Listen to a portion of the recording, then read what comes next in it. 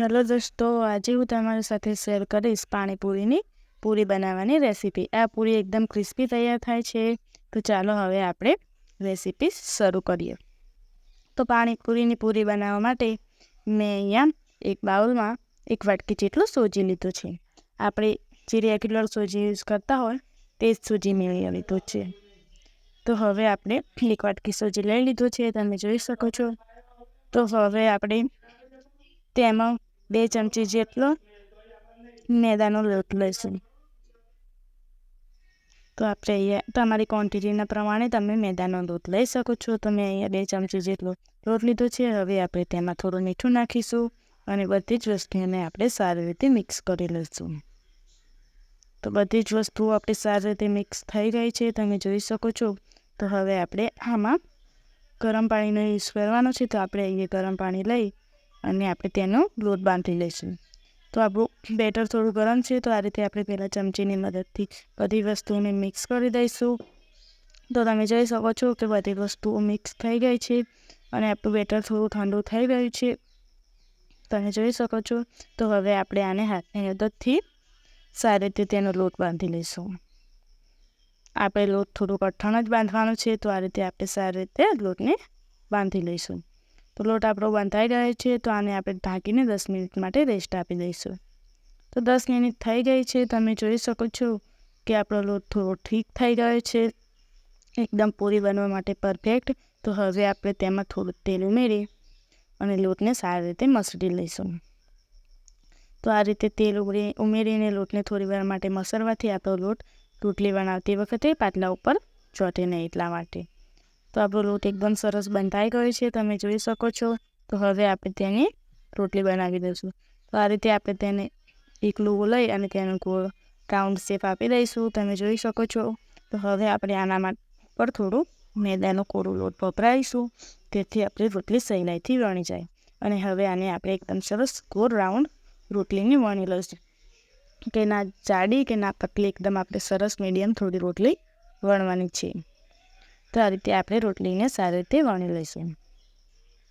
તો તમે જોઈ શકો છો કે આપણી રોટલી સરસ વણાઈ રહી છે, એકદમ સરસ ગોળ। આપણે જાડી રોટલી વણીશું તો આપણે પૂરી ફૂલશે નહીં અને તે પોચી પડી જશે। તો આ રીતે આપણે થોડી પતલી રોટલી વણવાની છે। તો તમે જોઈ શકો છો કે આપણી રોટલી સારી રીતે વણાઈ ગઈ છે।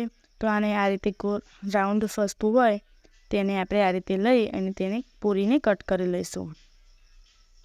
તો આ રીતે આપણે બધી જ પૂરીને સારી રીતે કટ કરી લેવાની છે। આ રીતે તેને થોડું ભાર આપીને કટ કરીશું તો આપણી પૂરી સહેલાઈથી ફૂલી જશે।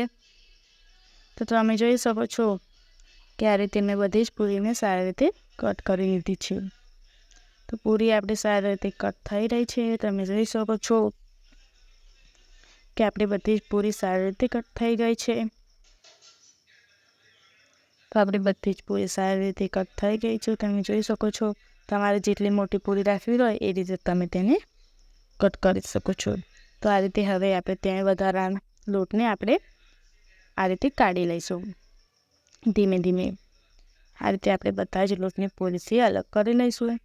તમે જોઈ શકો છો કે આપણી પૂરી એકદમ સારી રીતે કટ થઈ ગઈ હતી, એટલે આપણો લોટ એકદમ આસાનીથી સારી રીતે નીકળી જાય છે, તમે જોઈ શકો છો। તો આપણે બધી જ પૂરીને આ રીતે અલગ કરી લીધી છે। તો આ રીતે આપણે એક એક પૂરીને લઈ અને આ રીતે પ્લાસ્ટિકની બેગ હોય એના ઉપર આપણે રાખી દઈશું, તેથી આપણે પૂરી સુકાઈ નહીં જાય એટલા માટે। તો આ રીતે આપણે બધી જ પૂરીને પ્લાસ્ટિકની બેગ ઉપર રાખી દીધી છે, તમે જોઈ શકો છો। તો હવે એના ઉપર આપણે કોટનનો રૂમાલ હોય ગમે તે આપણે તેના ઉપર ઢાંકી દઈશું, તેથી આપણી પૂરી સુકાઈ ના જાય। તો હવે આપણે તેલ ગરમ થવા રાખી દીધું છે અને તેલ ગરમ થઈ જાય એટલે આ રીતે આપણે બધી પૂરીને એડ કરી અને આપણે ચારાની મદદથી આ રીતે પ્રેસ કરતા જઈ અને બધી જ પૂરીને ફૂલાવી લેવાની છે। તમે જોઈ શકો છો કે આપણે બધી જ પૂરી સારી રીતે ફૂલી જાય છે, ત્યારથી આપણે તેને દબાવતા જઈને બધી પૂરીને ફૂલાઈ તેને અલટાવતા પલટાવતા જઈ અને સારી રીતે આપણે તેને ફ્રાય કરી લેવાની છે। તો તમે જોઈ શકો છો કે આપણી પાણીપુરીની પૂરી એકદમ સારી રીતે ફૂલી ગઈ છે। તો આ રીતે આપણે તેને ગોલ્ડન થાય ત્યાં સુધી આપણે અલટાવતા પલટાવતા જઈ અને સારી રીતે ફ્રાય કરી લઈશું। તો તમે જોઈ શકો છો કે આપણી પૂરીનો કલર એકદમ સરસ ચેન્જ થઈ ગયો છે અને થોડો ગોલ્ડન પણ થઈ ગયો છે. તો આને ક્રિસ્પી થાય ત્યાં સુધી આપણે સારી રીતે ફ્રાય કરી લઈશું. તો તમે જોઈ શકો છો કે આપણી પૂરી સારી રીતે ગોલ્ડન બ્રાઉન થઈ ગઈ છે અને તેનો કલર પણ એકદમ સરસ આવી ગયો છે. તો આ રીતે આપણે તેને સારી રીતે ફ્રાય કરી લઈશું અને આ રીતે આપણે ચારાની માલાઈ અને બધું જ તેલને નિતારી દઈશું. તો આપણી પૂરી તૈયાર છે. તો હવે આને આપણે એક પ્લેટમાં લઈ લઈશું.